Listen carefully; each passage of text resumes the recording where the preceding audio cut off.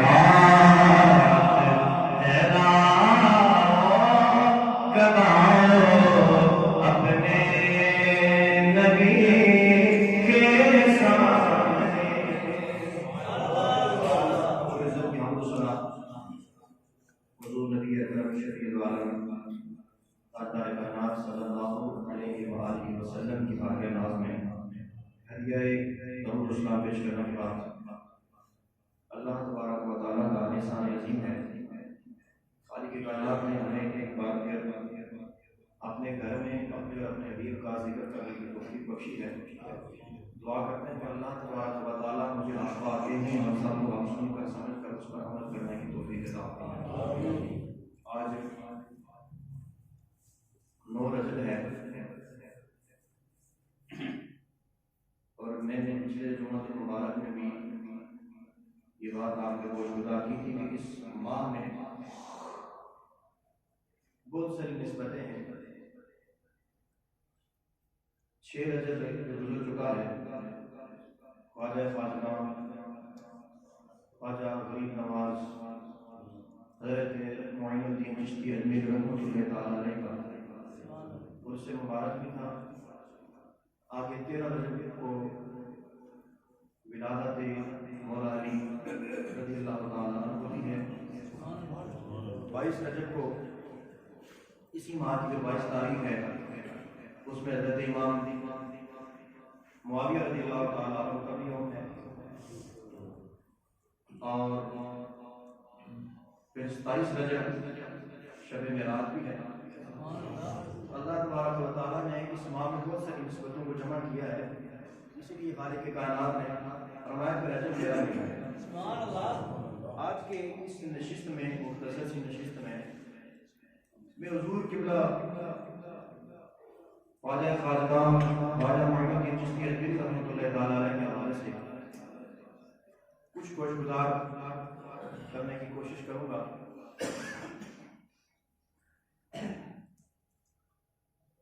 نسبت بڑی چیز ہوتی ہے. بڑی توجہ کے ساتھ بڑی ہمت کے ساتھ آپ کچھ باتیں سماعت فرمائیں گے. نسبت ادنا کو بھی اعلیٰ بنا دیتی ہے. اگر کسی کم تر کی نسبت اعلیٰ سے ہو جائے پھر وہ کم تر نہیں رہتا, وہ بھی اعلیٰ بن جاتا ہے. اگر کسی ادنا کی نسبت کسی اعلیٰ سے ہو جائے تو وہ ادنا نہیں رہتا, وہ بھی اعلیٰ ہو جائے گا. اور الحمدللہ اہل سنت اہل نسبت ہیں اور اہل نسبت ہی اہل جنت ہیں. نسبت کے بغیر کچھ نہیں. اور اللہ تبارک و تعالیٰ نے اس نسبت میں بہت کچھ رکھا ہے. مثال کے طور پہ یہ آپ کی مسجد بنی ہے, اس میں اینٹوں کا استعمال ہوا ہے. اس میں یہ کارپیٹ بچھی ہے, ٹائلیں لگی ہیں. اب آپ جب مسجد کے اندر آتے ہیں تو مسجد کی دیواروں کے ساتھ اگر ہاتھ مس کرتے ہیں تو بڑے ادب و احترام کے ساتھ, اور یہی ایک کی بٹی سے نکلی ہوئی اینٹیں اور ایک ہی فیکٹری سے نکلی ہوئی بنی ہوئی یہ ٹوائلٹ مسجد میں لگے تو جب نسبت مسجد کے ساتھ ہو جائے وہ بھی اعلیٰ ہو جاتی ہیں، اور وہی اینٹوں سے اگر واش روم بن جائے، جب ان اینٹوں کی نسبت ایک گندی چیز سے، ناپاک چیز سے ہوگی تو ان کا معیار اور ہے، اور ایک بھی پٹی سے نکلی ہوئی اینٹیں جب مسجد کی دیوار میں لگی تو آپ کو اعلیٰ ہو گئی۔ کپڑا آپ نے بھی پہنا ہے، کپڑا میں نے بھی پہنا ہے، ہمیں پہنے تو بات اور ہے، ایک ہی فیکٹری سے کپڑا بنے اور اسی کپڑے سے میں اور آپ بھی لباس سلوا کر پہنے تو اس کی کوئی حیثیت نہیں ہے، اور اسی کپڑے کا اگر غلاف بنا کر قرآن پہ چڑھا دیا جائے تو پھر ہم اسے بڑے ادب کے ساتھ چھوڑتے ہیں کہ نہیں چھوڑتے؟ کیوں؟ کپڑا تو میں نے بھی پہنا ہے، کپڑا آپ نے بھی پہنا ہے، کپڑے سے تو بہت ساری چیزیں بنتی ہیں، لیکن جب اس کپڑے کی نسبت اللہ کے قرآن سے ہو گئی تو اب وہ کپڑا عام کپڑا نہیں رہا، وہ بھی خاص ہو جاتا۔ کپڑے بہت سارے ہیں، دھاگے بہت سارے ہیں، ریشم بہت سارے ہیں، سونا بہت ہے،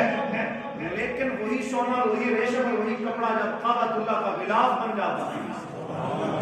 پھر اس کا ایک ایک ٹکڑا بھی اگر کسی کو مل جائے تو بڑے ادب و احترام کے ساتھ گھر میں تبرک کے طور پہ رکھتا ہے، اس لیے کہ اب اس کی نسبت اللہ کے گھر کے ساتھ رکھی ہے۔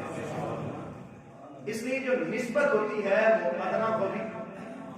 آدھا بنا دیتی ہے۔ شہر بہت سارے ہیں، آپ بھی کسی شہر میں بستے ہیں، کسی محلے میں رہتے ہیں، اس دنیا میں بڑے خوبصورت شہر ہیں، لیکن اللہ تبارک و تعالیٰ نے پیرس کی قسم کیوں نہیں اٹھائی؟ بڑا خوبصورت شہر ہے، اللہ تبارک و تعالیٰ نے دنیا میں بڑے خوبصورت شہر تھے، بڑے خوبصورت بازار تھے، سرسبز و شاداب، لیکن خالق کائنات نے ان کی قسم نہیں اٹھائی۔ قسم اٹھائی، فرمایا لا اقسم بہذا البلد، فرمایا تجھے شہر کی قسم ہے، اللہ شہر کی قسم ہے، تو کھا رہا ہے، فرمایا اپنے شہر کی وجہ سے نہیں کھا رہا، وَأَنْتَ حِلٌّ بِهَذَا الْبَلَدِ، جس شہر میں میرے معبود پہ قدم لگ جائے وہ شہر بھی اور شہروں کی طرح نہیں ہوتا، وہ مانا ہوتا ہے۔ اس لیے کہ نسبت میرے، اور یہاں پر رک کر مفسرین نے بڑی خوبصورت باتیں لکھی ہیں، میں لا اقسم بهذا البلد وانت حل بهذا البلد، میں اللہ فرماتا ہے لا اقسم، میں قسم کھاتا ہوں شہر کی، اور ایک شہر مختص نہیں ہے، فرمایا وانت حل بهذا البلد، اس لیے کہ محبوب کے قدم لگ گئے۔ اور مفسرین یہ فرماتے ہیں کہ اب اگر حضور شہر مکہ میں ہے تو اس کی قسم شہر مکہ،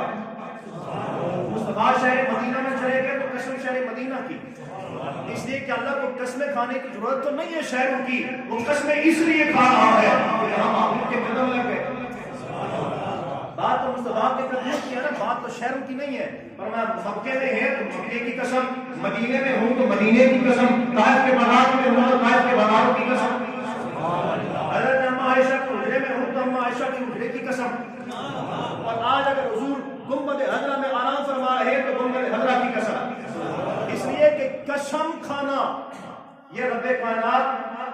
کسی شہر کی خوبصورتی کی وجہ سے نہیں، مقام ابراہیم کی وجہ سے نہیں، حجر اسود کی وجہ سے نہیں، اپنے گھر کعبۃ اللہ کی وجہ سے نہیں، وَأَنْتَ حِلٌّ بِهَذَا الْبَلَدِ، فرمایا جدھر میرے محبوب کے قدم لگتا ہے ہم شہر کی قسم اٹھایا کرتے ہیں۔ جب کسی ادنا، اور یہ وہی مکہ تھا اور یہ وہی مدینہ تھا جہاں ریگستان تھا، جہاں کوئی آبادی نہیں تھی، لیکن جب اس شہر میں حضور علیہ السلام نے اپنا ٹھکانہ اور مسکن بنا لیا، اللہ تبارک و تعالیٰ اور شہر کی بھی قسم اٹھا ہے۔ تو نسبت ادنا کو بھی سارے بولے کیا بنا دیتی ہے؟ اعلیٰ بنا دیتی ہے۔ الحمدللہ جو ہماری نسبتیں حضور کی ذات کو برابر لگا ہے، حضور کے صحابہ اور آپ کی آپ کی شان کو برابر لگا ہے، اللہ تبارک و تعالیٰ نے مصطفیٰ کی امت میں جو اولیاء پیدا کیے، جو اللہ کے ولی گزرے، ہم ان کی قدموں سے لگنے والی خواب کو بھی اپنے لیے باعث تبرک سمجھتے ہیں، اس لیے کہ بات ساری نسبت کی ہے۔ بات کس کی ہے؟ بولیے، نسبت کی ہے، نسبت کی وجہ سے ساری چیزیں ہیں، اور اگر نسبت ادنا ہو تو پھر انسان آپ دیکھیں نا، کوئی اگر بندہ کسی ایسی مجلس میں بیٹھ جائے، اسی لیے کہتے ہیں کہ بری مجلس سے بچنا ضروری ہوتا ہے۔ کسی آپ ایسی مجلس میں بیٹھے ہوں جہاں پہ نشہ ہو رہا ہے، اور اگرچہ آپ نہیں بھی نشہ کرتے نا پھر بھی الزام آپ پہ لگ جاتا ہے، اس لیے کہ آپ کی جو تعلق ہے، آپ کی جو نسبت ہے ایسی مجلس سے ہو گئی ہے جو بری مجلس تھی. اور اگر آپ کسی اچھی مجلس میں بیٹھے ہوں، آپ کے دل کے اندر کیا چل رہا ہے یہ تو خدا جانتا ہے اور خدا کا رسول جانتا ہے، لیکن جب آپ کی نسبت کسی اعلیٰ محفل سے ہو جاتی ہے تو اللہ تبارک و تعالیٰ پھر ان کے کرم سے ہم گناہگاروں کی بھی بیٹی بنا دیں گے. حضور علیہ السلام کے امت کے جو اولیاء ہیں ان کی شان کو سمجھانے کے لیے اور بالخصوص خواجہ غریب نواز رحمۃ اللہ تعالیٰ علیہ کی شان کو سمجھانے کے لیے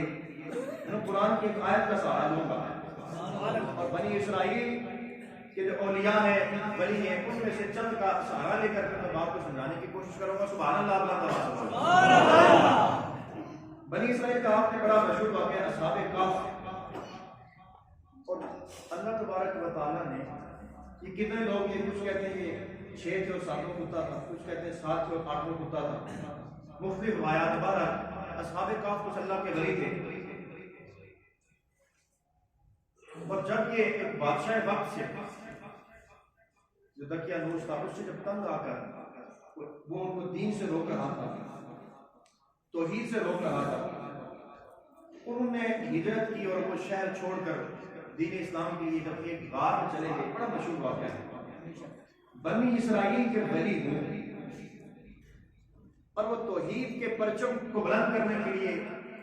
اپنے آپ اپنے ایمان کو بچانے کے لیے اگر کسی غار میں چھپ جائے تو اللہ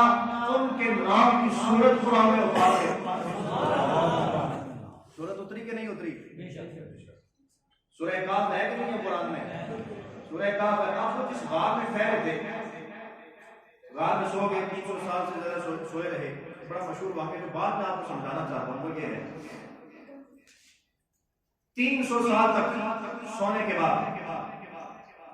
رب کائنات نے پورے اس منظر کو قرآن میں بیان کیا ہے.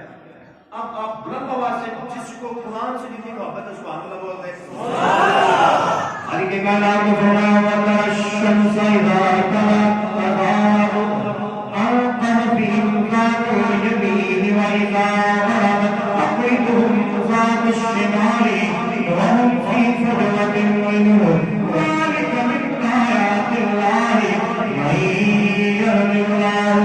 فَهُوَ الْمُهْتَدِي وَمَن يُضْلِلْ فَلَن تَجِدَ لَهُ وَلِيًّا مرشدا. ہر کی کائنات میں اس منظر کو بیان کر رہا ہے. فرمان اس قرآن میں اصحاب کہف نے بیان کیا ہوا جس میں اصحاب کہف سوئے ہوئے تھے. اللہ تبارک و تعالیٰ فرماتا ہے وَتَرَى الشَّمْسَ إِذَا طَلَعَتْ، جب سورج طلوع ہوتا ہے تب سبحان کے پہنچتا ہے. خالق کائنات فرماتے ہیں فَلَا طَلَعَتْ تَزَاوَرُ عَنْ كَهْفِهِمْ ذَاتَ الْيَمِينِ.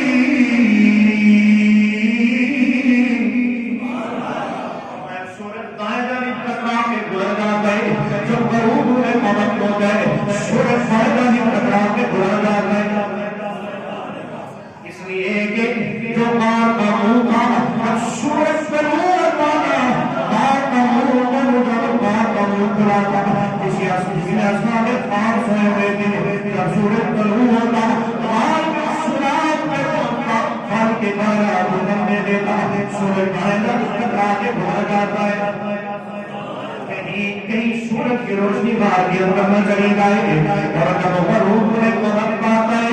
اس سراغ پہ غار کے جانب پہ پہنچتا ہے، بائیں جانب ٹکرا کے گزر جاتا ہے. لیکن سورج کی روشنی اندر نہ چلی جائے اور میرے ولیوں کی نیند میں خلل نہ آ جائے. خالق کائنات خود قرآن میں ارشاد فرماتا ہے کہ جو سورج ہے وہ اپنے مدار میں گھومتا ہے، ستارے اپنے مدار میں گھومتے ہیں، ایک ذرہ ادھر بھی نہیں ہوتے، ایک ذرہ ادھر بھی نہیں ہوتے. والشمس تجری لمستقر لها ذلك تقدير العزيز العليم.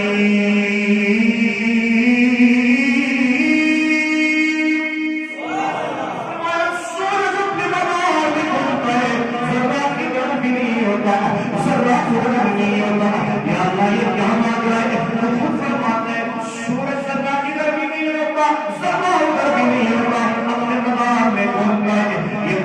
تقدیر ہے یا اللہ جب صادق کے اس بار کے ایک کانے پہ پہنچ گئے شروع ہونے کے وقت پائے جانب ٹکرا کے کیوں گزر جاتا ہے شروع ہونے کے وقت پائے جانب ٹکرا کے کیوں گزر جاتا ہے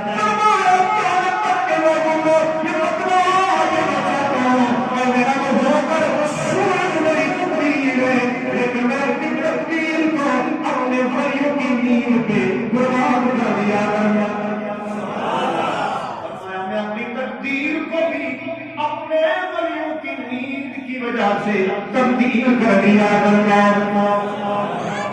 سورج اللہ کی تقدیر ہے اور اپنے مدار میں گھومتا ہے شمس تجری مستقر نہیں رہا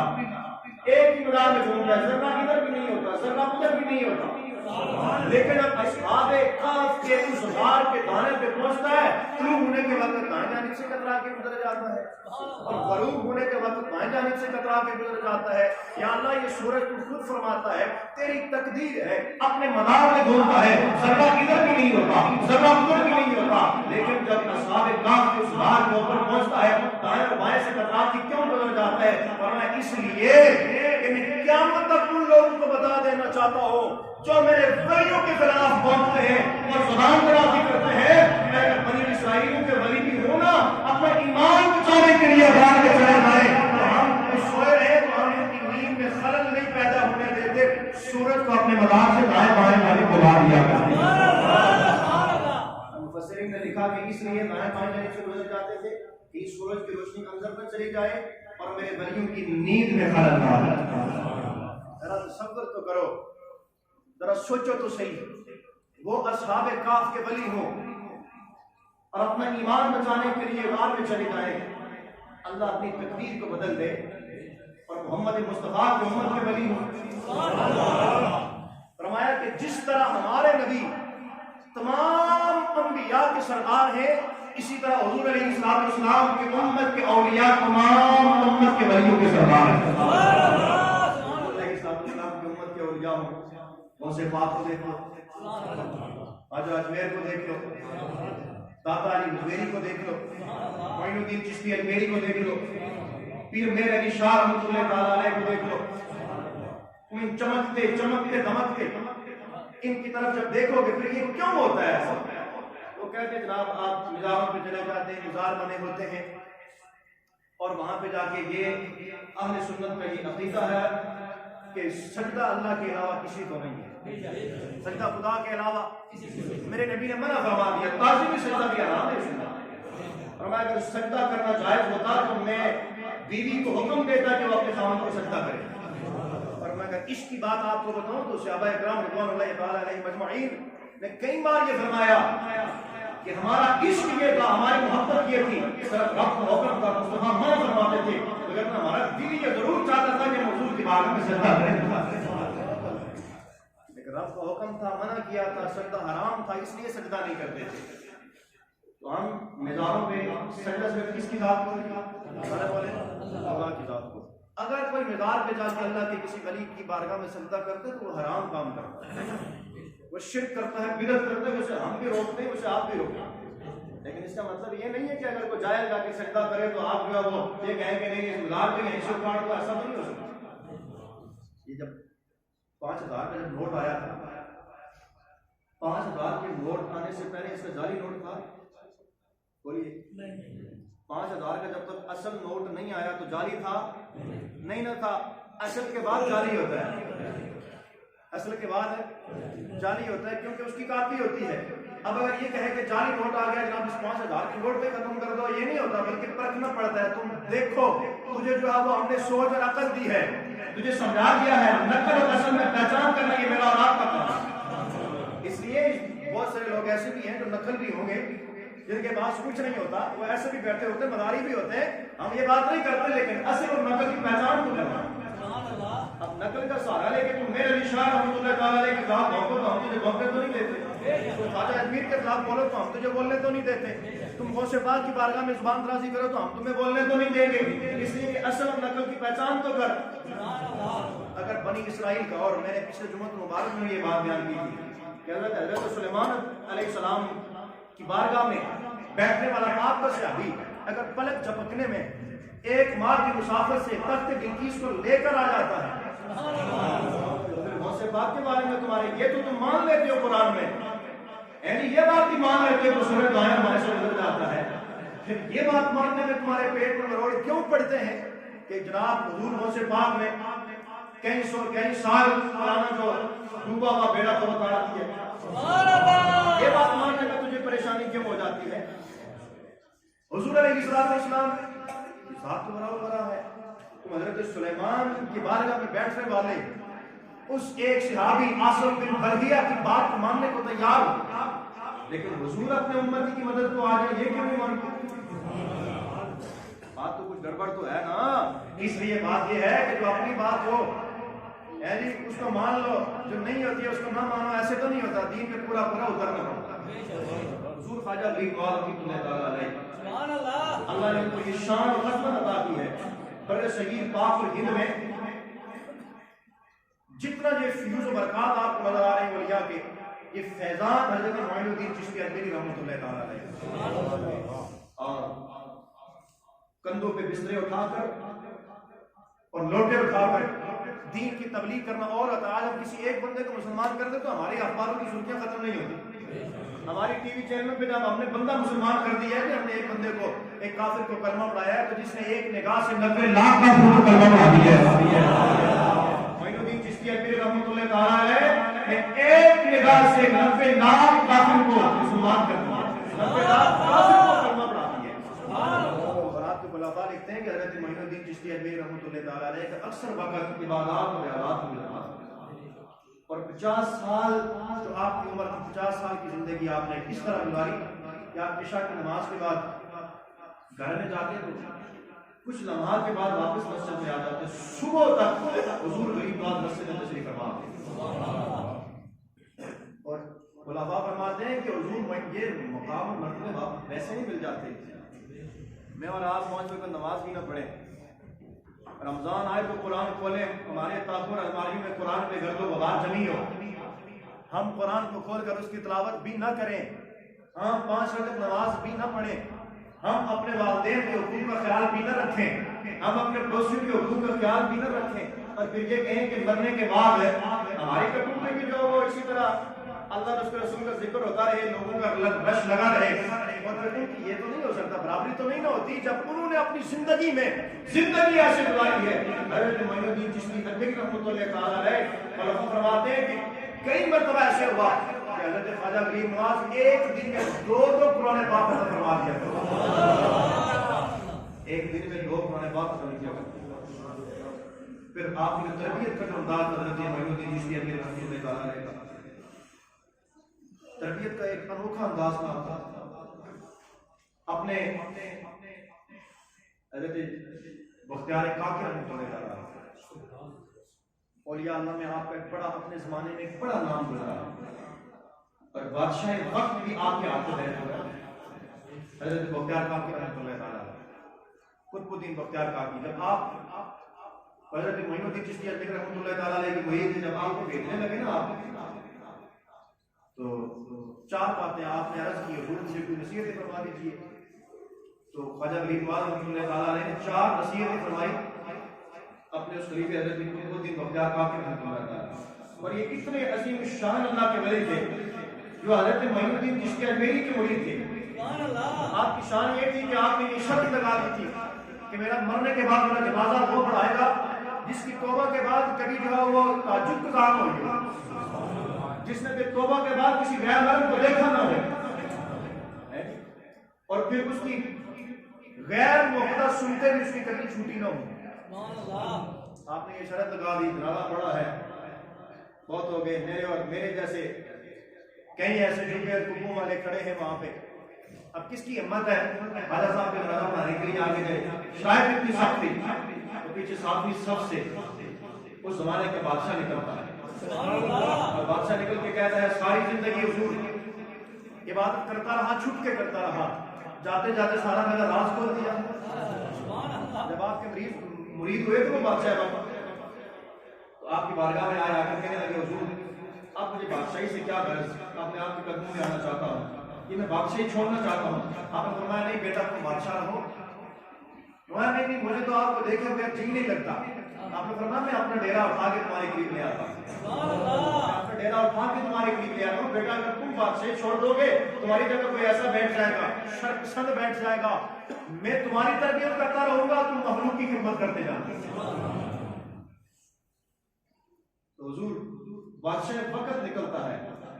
شرط کیا تھی کہ کس کی نماز تہجد کے بھی قضا نبی توبہ کے بعد. کبھی آپ تصور کر سکتے ہیں کہ ہمارے بادشاہ کیسے ہوتے تھے، ہمارے حکمران کیسے ہوتے تھے، ہمارے اوپر جو حاکم ہوتے تھے وہ کیسے ہوتے تھے، اور آج کل ہمارے جو حاکم ہیں ان کا کیا المیہ ہے. قرب اللہ ان کو نہیں آتا، خاتم النبیین کا لفظ پڑھنا نہیں آتا. تو تصور تو کرو، پھر اب جو جیسے اعمال ہوتے ہیں ویسے حکمران بھی ہوتے ہیں. غلطی ان کی بھی نہیں ہے، غلطی ہماری اپنی ہے. ہمارے اعمال ہی ایسے، ہم نے چنا ہی نہیں ہے کسی کو، ہم نے پرکھا ہی نہیں ہے کسی کو. تو حضور خواجہ غریب نواز رحمۃ اللہ تعالیٰ علیہ نے 4 باتیں آپ کو نصیحت فرمائی. فرمایا بیٹا جاؤ اور ایسا فقر ایسا اختیار کرنا کہ فقر میں بھی بادشاہی نظر، فقر میں بھی بادشاہی نظر، فقر ایسا کرنا بادشاہی نظر ہے فقر میں. اور دوسری نصیحت آپ نے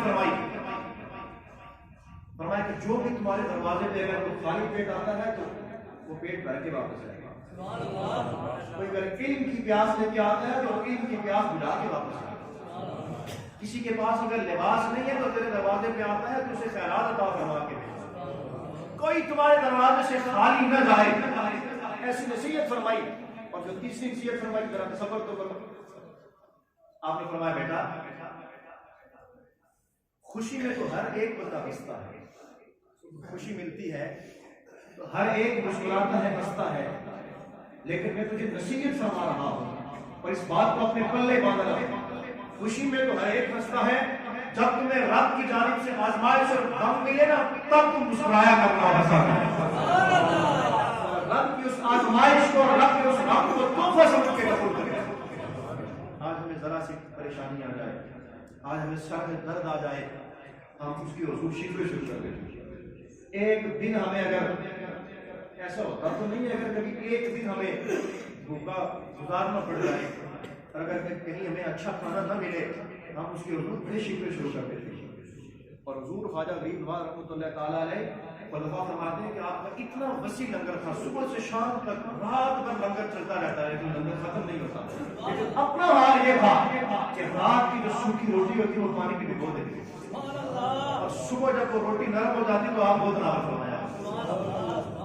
ہم تو طرح طرح کے کھانے کھا کر، ہمیں تو اللہ کی اتنی نعمتیں اللہ نے ہمیں عطا کی، وہ سب کچھ کھانے کے باوجود ہم تو 5 وقت اس کی بارگاہ میں جھکتے ہیں. ہماری مسجدیں جو ہے وہ ترستی رہتی ہیں، یہ کارپیٹ یہ جو کالیاں ترستی رہتی ہیں، واللہ یہ ایسے ہی ہے. یہ ایک مسجد کی بات نہیں، ترستی رہتی ہے کہ کاش ہم پہ وہ سجدہ کرنے والا. ہمارے تو کانوں میں حی علی الصلاۃ حی علی الفلاح کی صدائیں بلند ہوتی ہیں، ہمارے کانوں تک جوں نہیں تھی، ہمیں خبر ہی نہیں ہوتی. ہم اپنے کاروبار میں بیٹھے ہیں، ہماری دکانیں کھلی، ہمیں کاروبار کو چلانا ہے. اس لیے اگر ہم کی ولیوں کے ساتھ ہماری محبت ہے، ہماری نسبت ہے تو ان کی سیرت پہ ہمیں عمل کرنا ہوگا. انہوں نے سوکھی کھا کے بھی اللہ کی بارگاہ میں کبھی شکوہ کا لفظ نہیں ہوتا، صبر کیا اللہ کی بارگاہ میں. اور چوتھی نصیحت آپ نے فرمائی کہ بیٹا دشمنی نہیں پالنا، دشمنی نہیں پالنا، دوستی پالنی ہے. اس لیے جو اللہ کے ولی ہوتے ہیں، جو اللہ کے دوست ہوتے ہیں، جو اللہ کے برگزیدہ ہوتے ہیں، وہ جہاں بھی جاتے ہیں محبت کے پیغام پر ہیں. وہ جہاں بھی جاتے ہیں جوڑنے کی کوشش کرتے ہیں، توڑنے کی کوشش نہیں کرتے. اور ہمارے معاشرے کا ایک بڑا الگ یہ ہے، میں بڑے درد سے یہ بات آپ کو گوش گزار کرنا چاہتا ہوں کہ ہماری مسجد کی پہلی صف میں بیٹھنے والا بندہ اکثر ایک معاشرے کی بات کر رہا ہوں، اس کا پڑوسی اس سے بڑا ناراض ہوتا ہے، اس کا ہمسایہ اس سے بڑا ناراض ہوتا ہے، اس کے رشتہ دار اس سے بڑے ناراض ہوتے ہیں. کیا ہم نے کبھی سوچا ہے کہ اللہ تو مسجد میں نہیں ہوتا، اللہ تو مومن کے دل میں رہتا ہے. ہم اپنے پڑوسی کو ناراض کر کے، ہم اس کے حقوق پہ قبضہ کر کے، پر پھر مسجد کی پہلی صف میں آ کے ہم رب کی رضا کو تلاش کرتے ہیں، اور رب کی رضا ایسے نہیں ملتی. حضرت عائشہ صدیقہ رضی اللہ تعالیٰ عنہ پہلے تو واقعہ سنایا. حضور علیہ السلام کی بارگاہ میں آپ نے فرمایا کہ معاملہ عطا کیا جائے. صدیق اکبر نے بتایا کہ بیٹی حضور سے جب جا کے یہ کہو کہ معراج کی شب آپ کو اور آپ کے رب کے درمیان جو راز اور نیاز کی باتیں وہ بات بتا دی تھی حضور نے فرمایا تھا عائشہ اللہ نے فرمایا معراج میں چلا جو بندہ دو ٹوٹے دلوں کے کوئی جوڑنے کا سبب بنے گا مجھ رب پہ واجب ہے کہ اسے بلا حساب جنت عطا فرمائے۔ کیا یہ خوشبختی نہیں ہے کہ اگر کوئی ہمارے معاشرے میں ناراض ہو تو ہم ایسا کردار ادا کریں کہ ان دو ٹوٹے دلوں کے جڑنے کا سبب بن جائے؟ لیکن ہم جو وہ دو ٹوٹے دلوں کے جڑنے کا سبب کم بنتے ہیں، دو جڑے دلوں کے ٹوٹنے کا سبب زیادہ بنتے ہیں۔ ہم جب تک کام میں نہ کھینچے دوسرے کی، ہمیں جو ہے کسی کی دولت کی ہمیں حاصل نہیں ہوتی۔ اگر اللہ نے کسی کو عطا کیا تو اس پہ آپ وہ جلنا اور حسد نہ کیا کریں، بلکہ اللہ کے حضور شکر ادا کیا کریں، اس کے حضور مانگا کریں اللہ تو نے اسے دیا مجھے بھی عطا فرما، تو نے میرے بھائی کو عطا کیا اسے اور زیادہ عطا فرما، مجھے بھی عطا فرما دے۔ ایسا نہیں کہ تو نے اسے کیوں عطا فرمایا، اسے کھیل لے، ایسے ہمارے مسلمان کی ایسے ہمارے حضور خواجہ غریب بات رحمۃ اللہ تعالیٰ علیہ کی بڑی شان ہے۔ حضرت خواجہ حمید الدین لاہوری رحمۃ اللہ تعالیٰ علیہ آپ کے خلیفہ تھے، آپ کے مرید تھے، آپ بڑے خوبصورت تھے، اللہ نے آپ کو بڑا حسن عطا کیا تھا، لوگ آپ کے پیچھے چلتے۔ حضرت خواجہ حمید الدین لاہوری رحمۃ اللہ تعالیٰ علیہ حضرت خواجہ غریب بات رحمۃ اللہ تعالیٰ علیہ کی بارگاہ میں آئے اور آپ نے عرض کی حضور میں مرید ہونا چاہتا ہوں۔ آپ مسکرائے، تربیت کا یہ انداز تھا۔ فرمایا حمید الدین جس دل میں پہلے اتنے بسیرے ہوئے تھے لوگ بستے ہو، اس میں معین الدین کیسے بسے گا؟ آپ اٹھ کے حضور کے قدموں میں آ گئے اور آ کر عرض کرنے لگے حضور ساری دنیا میرے پیچھے بھاگتی ہے، میں اگر آپ کے قدموں میں آیا ہوں تو کچھ سوچ کر آیا ہوں، کچھ دیکھ کر آیا ہوں، مجھے مرید فرما دیجیے، بیعت کر دیجیے۔ آپ نے ہمیں جب مرید کیا جب چلے گئے اٹھے، وہاں پر مجلس میں ایک بندہ بیٹھا تھا، اس نے کہا حضور میں اس نوجوان کو جانتا ہوں کہ ویسے باتیں ہیں۔ آپ نے فرمایا تم جانتا ہوگا کہ لیکن معین الدین چشتی اجمیری کی آپ پہ بیعت کرنے سے پہلے جانتا ہے، اب اگر جاننا چاہتا تو چلا جا باہر گلی میں دیکھ لے۔ گیا تو سامنے گلی میں جب گزرا تو حضرت حمید الدین لاہوری کے پاس آپ کے دوست احباب آ جاتے ہیں، فرمایا وہ فلاں بلا رہا تھا فلاں چیز، فرمایا آپ مجھے کہیں نہیں جانا، اپنے دو ہی راستے پتا ہے، اب وہی کبھی جان کر وہ یار کے کراچی ہے اور یار کے گھر سے واپس کرتا ہے۔ اور آپ نے جملہ بولا تھا، فرمایا اب مجھے اگر جنت کی حور بھی بنائے گا تو حمید الدین اس جنت کی حور کے بنانے میں بھی نہیں جائے، اس لیے کہ اب دل دے بیٹھا ہے، اب ہاتھ دے بیٹھا ہے۔ اللہ نے بڑی شانوں سے نوازا تھا، بڑی عظمتوں سے نوازا ہے۔ آپ کا دربار لگا تھا اور حضرت علی علیہ الرحمہ آپ کے مرید کے دربار میں بیٹھے تھے۔ ایک تاجر آیا، یہ میں ساتھ ساتھ باتیں اس لیے کہہ رہا ہوں کہ کچھ باتیں ایسی ہیں جو ہمارے اسلام کے حوالے سے، اور میں بڑے دھیمے انداز سے اس لیے بھی نہیں کہا رہا، کچھ باتیں سمجھانے کی ہوتی ہیں۔ پھر ہم لوگ ترنم میں تک میں بیٹھ جاتے ہیں، ہمیں سمجھ نہیں آتی کہنے والا کیا کہہ رہا ہے، سبحان اللہ تو ہم کہہ دیتے ہیں، پھر ہمیں سمجھ نہیں آتی۔ دوبارہ حضرت علی علیہ السلام آپ کی بارگاہ میں تشریف فرما تھے، ایک تاجر آیا اور اس تاجر نے آپ کا کے گریبان پکڑا، دربار لگا ہے، حضرت علی علیہ السلام کے گریبان پکڑ کر کہا میں نے تجھے پیسے دیے تھے تو نے واپس لوٹائے نہیں ہیں۔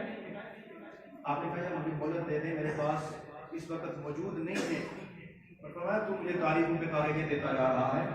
اب میں اور برداشت نہیں کر سکتا، میں نے آج لے کے جانا ہے۔ آپ کی آنکھوں سے آنسو جاری ہو گئے، اتنے بڑے گھٹنے میں میری بے عزتی ہو گئی، میرا گریبان آپ کے اس میں ٹوٹا۔ حضور خواجہ غریب بات رحمۃ اللہ تعالیٰ نے فرمایا بیٹا کیا بات ہے، ماجرا کیا ہے؟ کہا حضور میں نے اسے قرضہ لیا تھا اور میں کو جان بوجھ کر نہیں ایسا کر رہا، میں نے کوشش کی واپس ادا نہیں کر سکا، میں نے اسے ایک تاریخ مانگی اس تاریخ میں بھی نہیں ادا کر سکا، اور مہلت چاہتا ہوں، یہ مہلت دینے کو تیار نہیں ہے۔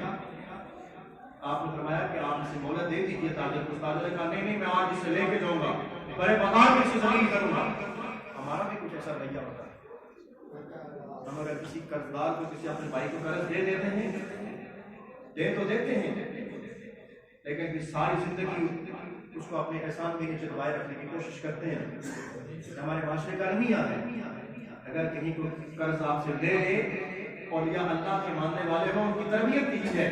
کہ اگر کہیں کو ادا نہ کر سکے مہلت مانگے تو اسے مہلت دے دیا، اسے بھائی بننے میں ذلیل نہ کیا کرو۔ جب اس تاجر نے نہیں چھوڑا تو حضرت معین الدین چشتی عطیہ رحمۃ اللہ تعالیٰ علیہ کیونکہ قریب نواز تھے، آنکھوں میں آنسو آ گئے، چادر سے نیچے بچھائی اور جیب سے چند سکے نکالے تو اللہ نے، جب حضرت معین الدین چشتی اجمیری نے چند سکے جیب سے نکالے تو اللہ نے غیب کے خزانے سے دولت عطا فرمائی۔ چادر کر کے فرمایا تاجر کو اٹھا لے جتنا دے اٹھانے ہیں۔ اب اس تاجر نے اٹھائے اور جب دیکھا کہ پیسے زیادہ ہیں تو آنکھ بچا کر دیکھو حضور خرید خواجہ فرید آپ نہیں دیکھ رہے، زیادہ اٹھا گیا، جو دیے تھے اس سے زیادہ اٹھا کے چلا گیا۔ جب چلا گیا آپ نے بلا کر اپنے حضرت علی علیہ السلام کو فرمایا کہ تمہارا بیٹا جو فقیر ہوتے ہیں اگر کہیں بھروسہ کرنا تو اللہ کے رسول پہ بھروسہ کیا، ان دنیا داروں پہ بھروسہ نہ کیا کرو۔ آپ روئے، بڑے روتے رہے کہ انہوں نے اس بڑے مجمع میں میری بے عزتی کی ہے۔ ایک ہفتہ گزرا، چند دن گزرے، وہی تاجر آ جاتا ہے حضور کی بارگاہ میں، حضور خواجہ غریب نواز کی بارگاہ میں، چادر میں ہاتھ لپٹا ہے، بازو چھپا کے رو کے حضور کے قدموں میں آ کے عرض کرتا ہے حضور مجھے معاف فرما دیجیے۔ میں کیا بات ہے، بات سیدھی سیدھی کر۔ تو بازو نے کہا کہ کہتا حضور میرا بازو سوکھ گیا، اس میں طاقت نہیں رہی، یہ کام کرنا چھوڑ گیا، شل ہو گیا، مجھے معاف فرما دیجیے۔ حضور کو میں نے پیسے زیادہ اٹھا دیے تھے، آپ سے آنکھ بچا کے تو وہ دولت میں نے زیادہ اٹھا دی تھی،